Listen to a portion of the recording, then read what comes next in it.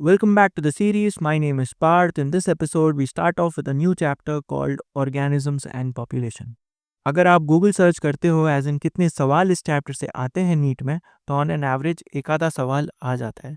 So again a reasonable reason not to skip the chapter, right.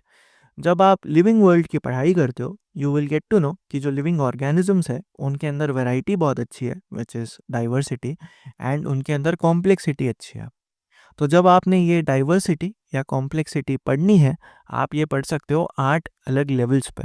You can talk about the macromolecules, you can talk about the cells, the tissues, organs, organ system, and eventually, when all of this clubs together, you can get the whole organism, right? And when you have organisms of the same species capable of interbreeding in a particular area, so you get a population. And when you have different populations interacting, well, that's a community. Eventually, you get the whole biome, right? So, जब आप ये 8 levels पढ़ते हो, तो you can have these two questions for better understanding. You can ask the how and you can ask the why. How से you get to know the mechanism, why से you will get to know the reason. एक example से समझते हैं. You have birds. So say for example bulbul. So the bird is able to sing. How is it singing? Well, that's because of the vocal cords. Why is it singing? Well, that is to attract mates for reproduction, right? So, whenever you try to explore the living world, have these two questions. Ask the why, ask the how. एक scientific mindset develop होगा. आपके NCERT में starting में कुछ examples mentioned है, जैसे you have the night blooming flowers. तो why are they white in colour? Well, रात में वाइट पॉलिनेशन के लिए, इंसेक्ट्स के लिए आसानी होगी. That's one reason. इसके अलावा डेजर्ट में यू हैव द कैक्टस. तो यहाँ पे थॉर्न्स होते हैं. तो why do they have thorns in the first place? First thing, desert में स्केर्सिटी है वाटर की. तो the plant can not afford to lose water. तो ऐसे सिचुएशन में जो लीव्स है वही मॉडिफाई होता है इनटू थॉर्न्स. थॉर्न्स से दूसरा प्रोटेक्शन भी मिलता है. अब इनके अगर आप स्टेम देखोगे ना, तो ये ग्रीन कलर के होते हैं. ग्रीन इसीलिए होता है बिकॉज क्योंकि लीव्स मॉडिफाई हुए थे थॉर्न्स में, तो फोटोसिंथेसिस किसी को तो करना है, तो वो स्टेम करता है. अगर आप हाउ के एग्जांपल्स लोगे, तो जैसे हनी भी है. अब इन्हें कैसे पता चलता है कि कौन से फ्लावर में नेक्टर है? That could be either because of से द फ्रेग्रेंस, द स्मेल, और it could be because of the interaction in terms of the cations and the anions. वो चार्जेस को फॉलो करके, ट्रैक करके दे गेट टू नो कि कौन से flower में नेक्टर है. इसके अलावा जो बेबी चिकन होता है, द चिक, अब इसको कैसे समझता है कि उसकी मदर कौन है? That is because of say pheromones, right. तो बॉटम लाइन यही है कि whenever you try to explore the living world, always have these two questions. एक बेटर अंडरस्टैंडिंग डेवलप होगा, राइट. इकोलॉजी जो है इसको डिफाइन करते हैं. Ecology is the branch of biology that deals with the interaction between the biotic factor, which is the living component, and the abiotic factor, which is the non-living component, right? Ecology जब आप पढ़ते हो, तो you can study this at 4 different levels. You can talk about organisms, you can talk about population, we can talk about communities, and we can also talk about biomes. The same 4 levels I mentioned earlier. इस वाले chapter में in particular we will talk about population. We'll also speak about organisms. जब आप ecology को organism वाले level पे पढ़ते हो, तो you mainly focus on the physiology. Physiology as in ऐसे क्या चेंजेस है जो ऑर्गेनिज्म अपने बॉडी में लाता है ताकि वो उस एनवायरनमेंट को सस्टेन कर सके, राइट. अब इसके बाद NCERT talks about some population attributes. तो सबसे पहले तो पॉपुलेशन डिफाइन करते हैं. Population is basically a group of same species that occupy the same area and they have the ability to interbreed. Right? अब कुछ एग्जांपल्स देता हूँ मैं आपको. जैसे यू हैव वेटलैंड्स, तो यहाँ पे कॉर्मोरेंट्स, ये बर्ड्स मिलते हैं, तो इनका पॉपुलेशन. या फिर कोई भूतिया बंगला है, तो यहाँ पे रैट्स मिलते हैं, तो रैट्स का पॉपुलेशन. फिर you have say the forest, तो फॉरेस्ट में you have the teak woods, तो उनका पॉपुलेशन। या फिर अगर आप लैब में हो एंड यू कल्चरिंग समथिंग, तो कल्चरल प्लेट में मान लो आपने यू हैव बैक्टीरिया, तो बैक्टीरिया का पॉपुलेशन। आई मीन ये सारे एग्जाम्पल्स एनसीईआरटी में मेंशन्ड है। कुछ कॉमन एग्जाम्पल्स ऐसे होंगे जैसे आपके सोसाइटी में या फिर मान लो आपके एरिया में यू हैव डॉग्स, तो डॉग्स का पॉपुलेशन। आपके एरिया में यू हैव कैट्स, तो कैट्स का पॉपुलेशन, राइट।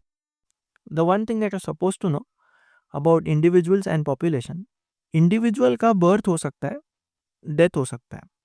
पॉपुलेशन का बर्थ रेट होता है और डेथ रेट होता है, ठीक है। Now if you were to understand what do I mean by birth rate and death rate, तो इसको एक एक करके समझते हैं। वीव गॉट अ पॉन्ड, इस पॉन्ड में मान लीजिए there are 20 lotus, 8 were newly added मान लीजिए। तो अगर कोई आपसे पूछे कि बर्थ रेट क्या होगा, तो दैट विल बी कि कितने लोटस ऐड हुए थे, विच इज 8, कितने थे, दैट इज 20, तो बर्थ रेट विल बी 0.4। वहीं पे अगर आपसे कोई पूछे कैलकुलेट द डेथ रेट, तो जैसे you have fruit flies for example, और ऐसे मान लीजिए वी हैव 40 फ्रूट फ्लाइज, इसमें से 4 जो है इनकी डेथ हो जाती है, तो लेट्स एलिमिनेट 4, राइट। अब अगर आपसे कोई पूछे कि डेथ रेट क्या होगा, that is the number of fruit flies that were dead, which is 4, upon the total, which was 40. So death rate will be 0.1. I hope this makes sense. Right. इसके बाद NCERT talks about sex ratio, which is basically the number of females per 1000 male, something that we've been studying since school. इसके बाद NCERT बात करती है about age structure, जिसको आप refer कर सकते हो एज एज पिरामिड, जहाँ पे आप पॉपुलेशन क्लासीफाई करते हो बेस्ड ऑन एज। जैसे this could be a pre reproductive age group, pre means पहले, the reproductive age group and the post reproductive age group, where post means afterwards.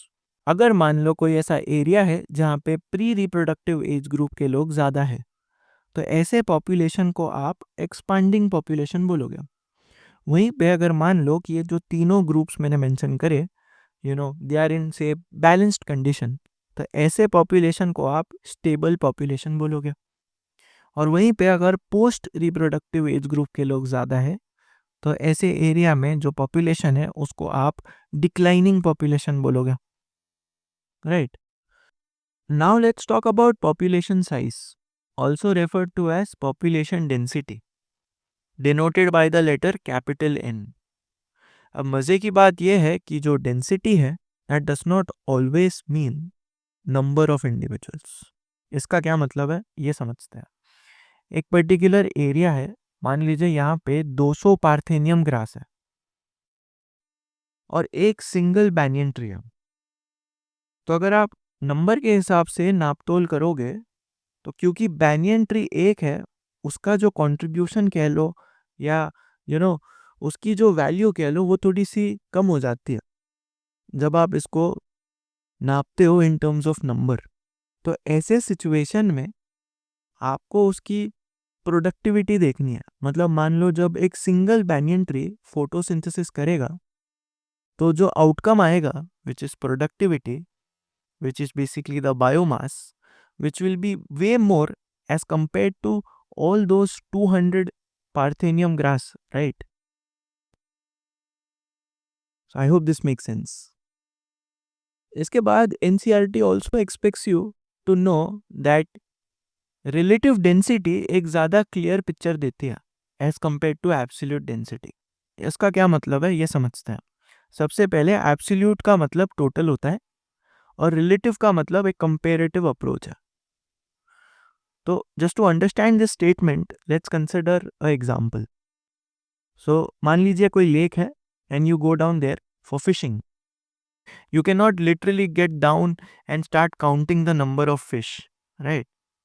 तो ऐसे situation में मान लीजिए जब आप फिशिंग करते हो, every time when you catch a certain amount of fish, based on that एक लमसम आइडिया लग जाता है, based on the frequency basically, कि यहाँ पे इस जगह में कितनी मछलियाँ होगी, राइट। Hence I said कि relative density will give you a better idea as compared to absolute density. I hope this makes sense. Right. The last piece of information that you're supposed to know for today is about tiger census. This is basically done in national parks and reserves based on two factors. Either you consider the pug marks or you consider the fecal pallets. So, well, that's all for today. Consider subscribing, following us on social media. If you have any questions, please let us know in the comment section. Thank you.